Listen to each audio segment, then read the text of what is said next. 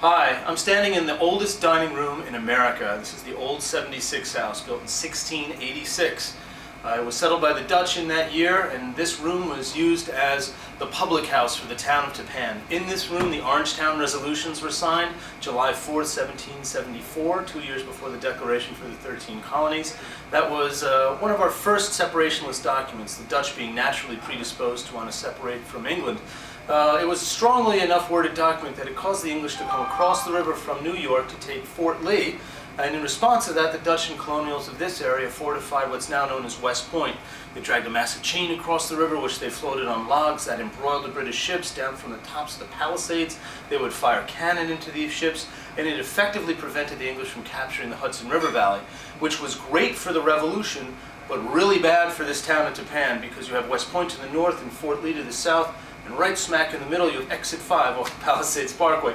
So we were the front line of the Revolutionary War, which caused many of the notables of the Revolutionary War to use Tappan as their headquarters. Right in front of this very fireplace was Nathaniel Greene's headquarters.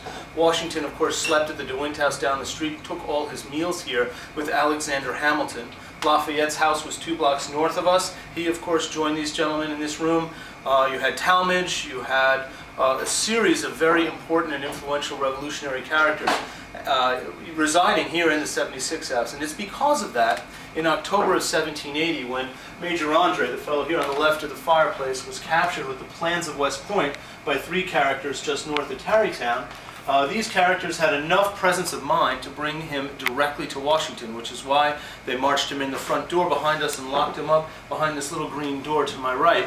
He was held here for 3 days, during which time there was a trial for him in the Dutch Reformed Church diagonally across the street, which is the oldest Dutch Reformed Church in America, by the way. He, of course, freely admitted to spying, being an aristocrat and above the law of the colonists. But Washington, in October of 1780, needed to change the scope of the War of Independence. Remember, it was a war that started about money, about taxation, about representation.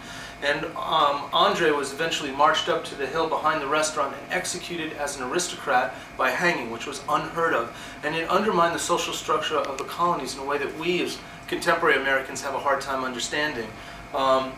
He was an aristocrat who, under any other circumstance, would have been given a glass of port wine and sent on his merry way. In fact, that was exactly what happened to him when he was caught spying the first time, and he put himself under house arrest in the house of Benjamin Franklin, where he met a very beautiful young woman known as Peggy Shippen, who married a much older man known as Benedict Arnold, the fellow upside down, the traitor. Do the math on that. So that's how Major Andre and Benedict Arnold eventually had this conduit to trade information. Major Andre was exhumed after the War of British Aggression in 1812 and is now buried in Westminster Abbey, all except for his big toe, which still remains here in Rockland County.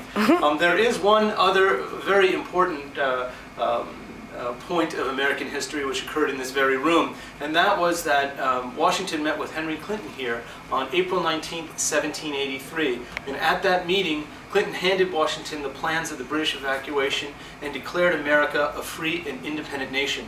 That is truly our day of independence, April 19, 1783, and on that day, after the meeting with Washington, they adjourned, and the British sloop of war, the Vulture, saluted America as a free and independent colony off the waters of Piermont, about a mile down the road here.